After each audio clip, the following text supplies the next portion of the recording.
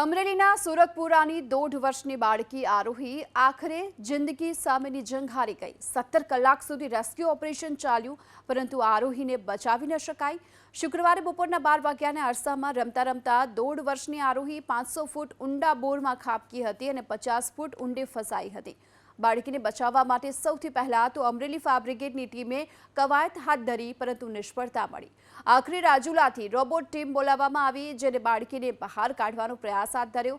જોકે એક વખત બાળકીનું માથું પકડાયા બાદ ફરી એકવાર છટકી ગયું હતું। આ તરફ આરોહીને બચાવવા માટે વડોદરાથી એનડીઆરએફની એક ટીમને પણ ખાસ અમરેલી મોકલવામાં આવી। ત્યારબાદ એનડીઆરએફ અને સ્થાનિક પ્રશાસને સંયુક્ત પ્રયાસો હાથ ધર્યા। 17 કલાક ઝઝૂમ્યા બાદ આરોહી જિંદગી સામેનો જંગ હારી ગઈ। એનડીઆરએફની ટીમે મોડી રાત્રે આરોહીના મૃતદેહને બોરમાંથી કાઢ્યો હતો। 1.5 વર્ષની બાળકીના અકાળે મોતથી પરિવારમાં શોકનું મોજું ફરી વળ્યું છે। તો અમરેલીના સુરતપુરમાં બોરવેલમાં પડી ગયેલી આરોહી જિંદગી સામેનો જંગ હારી ચૂકી છે। ત્યારે રાજ્યના શિક્ષણ મંત્રી પ્રફુલ્લ પાનસેરિયાએ ઘટના અંગે દુઃખ વ્યક્ત કર્યું। આ સાથે જ આ પ્રકારે ખુલ્લા બોરવેલ રાખવા તે જાણી જોઈને કરેલું કૃત્ય ગણાવ્યું। તો એવી પણ સ્પષ્ટ શબ્દોમાં ચેતવણી આપી છે કે ખુલ્લા બોરવેલ રાખનારાઓ સામે કાયદેસરની કાર્યવાહી થશે। આવા જાણી જોઈને કરેલા કૃત્યને ક્યારેય માફ ન કરી શકાય। સાથોસાથ અપીલ પણ કરી કે ખુલ્લા બોર બંધ કરવાની જો સમય ન હોય તો અમને જાણ કરો, જેથી કોઈના વાલસોયાને આવી રીતે જીવ ગુમાવવો ન પડે। તો અગાઉ પણ આ પ્રકારની ઘટના બનતા શિક્ષકોને ખુલ્લા બોરવેલને બંધ કરવા માટે આહવાન કરી ચૂક્યા છે।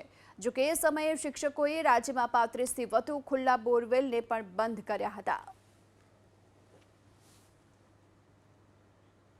આ એક પાપ છે અને જે કોઈને હજી પોતાના ખેતરમાં કે આવી બેદરકારી હોય, તમારી ઈચ્છા ન હોય બંધ કરવાની, અમને એક SMS કરજો। શિક્ષણ મંત્રી તરીકે નહીં, સામાન્ય નાગરિક તરીકે એક સંવેદના સાથે હું અપીલ કરું છું કે આવા બોર તમે ન બંધ કરો, અમને કહો, અમે બંધ કરીશું। એક બાળક 20 કલાક તડપીને મૃત્યુ પામે છે, કોઈને પેટમાં પાણી પણ ન હલે। આ એક પાપ છે। પાપને મિટાવવા માટે મીડિયાથી લઈને આપણે સૌ સાથે મળી આનો પોઝિટિવ નિકાલ લાવી અને જે લોકો કરે છે એને આઈપીસી કલમ દ્વારા એના ઉપર એક્શન લેવાનું આદરણીય અમારા જે સચિવ દ્વારા દરેક કલેક્ટરને એ સમયમાં પણ પરિપત્ર કરવામાં આવ્યો। એ સમયથી આજે મેં કલેક્ટરશ્રી સાથે વાત કર્યું છે, એ પ્રમાણે એક્શન લેવા માટેની સૂચના આપી છે।